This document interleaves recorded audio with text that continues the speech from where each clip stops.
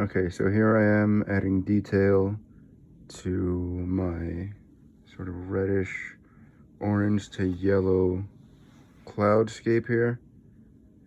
And as I'm working on the detail, I've already established the pattern that not only is this light and shadow, light and shadow, light and shadow, I've established that pattern. I've also done the blocking, right? So orange to deep red, orange, and it gets lighter, lighter into yellow, And so that's another pattern. That's more like blocking, where I had the general colors. And now for detail, I essentially want to see where there are already patterns and highlight them, right? So I'm going to make the shadows maybe darker, or I can bring the shadows out by making the lights even lighter in those surrounding areas, in those like surrounding the shadows. So making whites whiter, an example of that, of like light colors lighter. If we look right there, this spot right here, it looks already kind of light, and that was not really done on purpose. Even like right here, there's like a small, almost like a silver lining. And so all I'm gonna do is get a little dab of white, just a tiny little amount, and now I'm gonna make these whites even whiter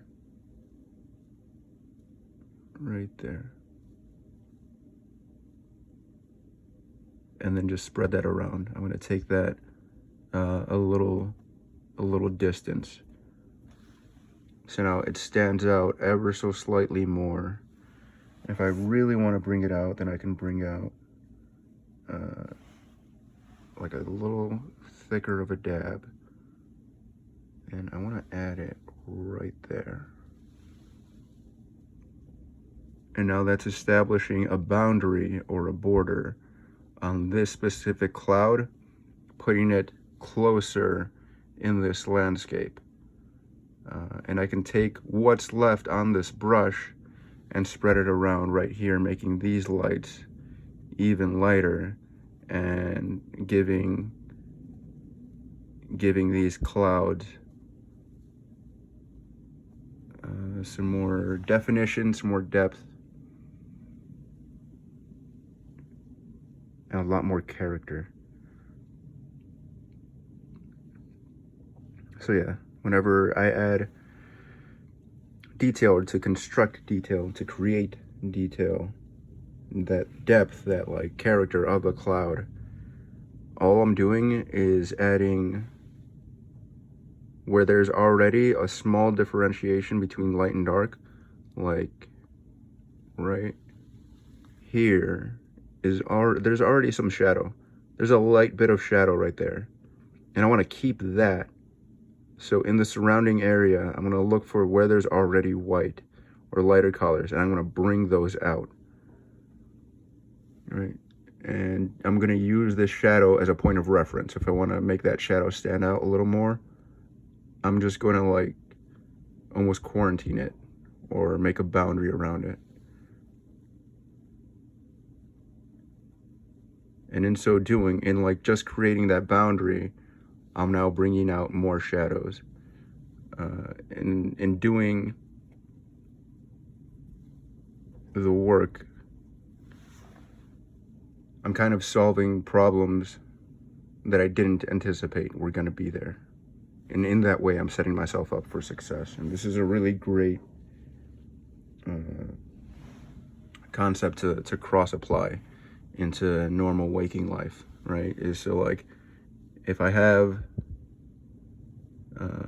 don't know who I am, if I don't know who I'm creating, like if I'm creating myself, and there are qualities that I like about myself, I can double down on those, triple down on those, and bring them out more, practice them more, and especially more consciously. And it's usually in the traits that surround my shadows. So let's say I'm a hothead, and You know, I have a temper, so that's a shadow aspect. But I've learned to manage and recover from, you know, bouts of anger very well. So I want to put more emphasis on my recovery and recovery time than I do on beating myself up for having lost my temper, if that makes sense. So though we may have traits we don't like about ourselves, it's how maybe we can't control that, but we can control how well we recover from it in terms of not beating ourselves up or not hating ourselves for being a certain way or expecting certain things from ourselves where we constantly fall short. Rather, we can choose to take focus off that and more immediately and instinctively put that attention into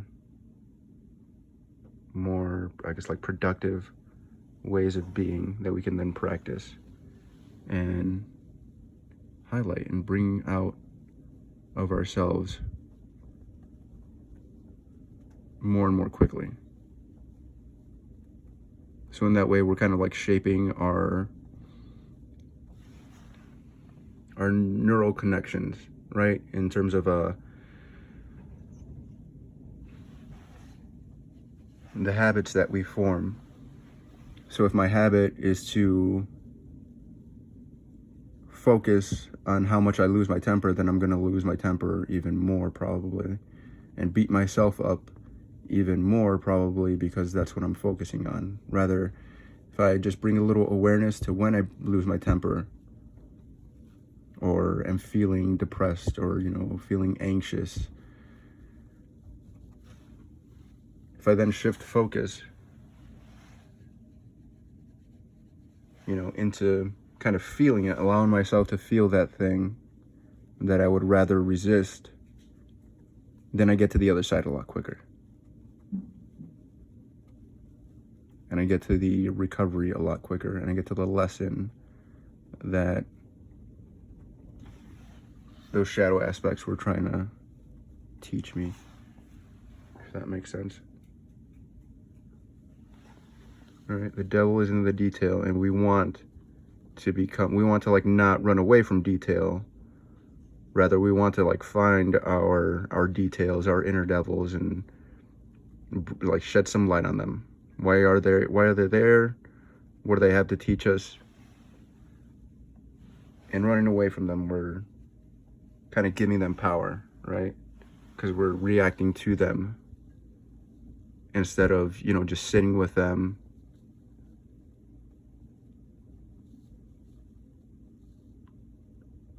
and being more inquisitive, patient, and compassionate with them, which is to say that we're being more considerate, patient, and compassionate with ourselves.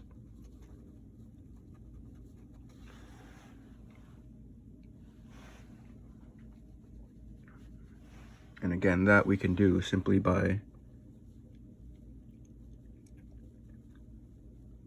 making our lighter aspects lighter, you know, really shining a light on them, bringing them to our attention and really making a note, either mentally, verbally, celebrating that win. That, you know, we're not complete and total assholes. And even when we are, we can be a little bit more patient and compassionate with ourselves. And in so doing, we're not avoiding punishment or saying that we're above reproach or above any kind of discipline or reworking or working on ourselves.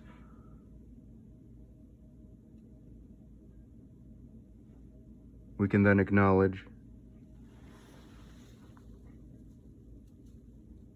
that we're not perfect and we are works in progress, like this painting, like any painting.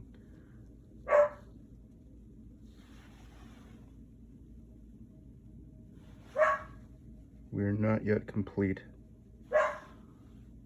And it's a small, subtle shift in perspective, but it can make a world of difference in the long run.